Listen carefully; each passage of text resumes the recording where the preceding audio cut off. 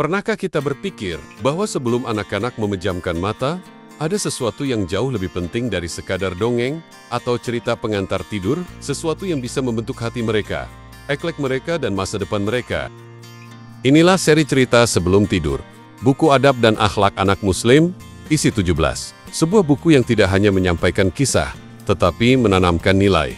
Nilai yang tumbuh diam-diam menjadi karakter. Buku ini merupakan bagian dari serial cerita Islami yang dirancang khusus untuk menemani malam anak-anak Muslim. Namun, lebih dari sekadar hiburan, buku ini membawa pesan-pesan moral yang dalam, dikemas dalam cerita sederhana, menyentuh, dan mudah dipahami oleh anak-anak. Oh ya, link pembelian ada di bawah ya. Papa Bun sayang, dalam isi ke-17, ini kita dibawa menyelami cerita-cerita kecil tentang bagaimana bersikap sopan kepada orang tua, bagaimana menghormati guru, pentingnya berkata jujur, menepati janji, hingga bagaimana bersikap sabar dan rendah hati. Tokoh-tokoh dalam cerita dihadirkan dengan karakter yang dekat dengan keseharian anak-anak. Ada Aisyah yang belajar meminta maaf ketika melakukan kesalahan. Ada Umar yang belajar mengalah demi menjaga persahabatan. Dan ada Hasan yang mulai memahami arti bersyukur, meskipun mainan impiannya belum terbeli. Cerita-cerita ini bukan dongeng yang jauh dari realita. Justru ia mencerminkan dunia anak-anak kita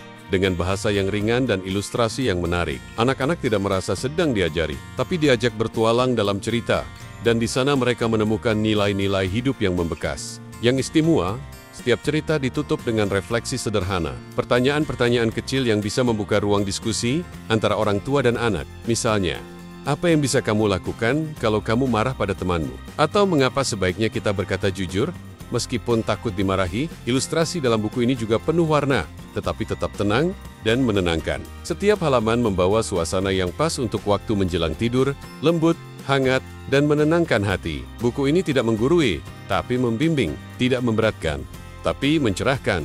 Inilah buku yang dapat menjadi jembatan awal anak-anak untuk mengenal Islam dengan cinta, bukan dengan paksaan. Seri ke-17, ini sangat cocok untuk anak usia 4 hingga 9 tahun, baik untuk dibacakan oleh orang tua, maupun untuk dibaca sendiri oleh anak-anak yang sudah mulai mandiri membaca. Dan yang terpenting, buku ini membantu kita, sebagai orang tua, untuk menanamkan adab dan akhlak mulia sejak dini. Sebelum dunia luar melakukannya dengan cara yang tidak selalu kita inginkan. Karena akhlak bukan diwariskan, tapi ditanamkan, dan waktu terbaik untuk menanamnya adalah sebelum tidur. Sot hoti anak-anak paling terbuka menerima kebaikan. Seri cerita sebelum tidur, buku adab dan akhlak anak Muslim, isi ke-17.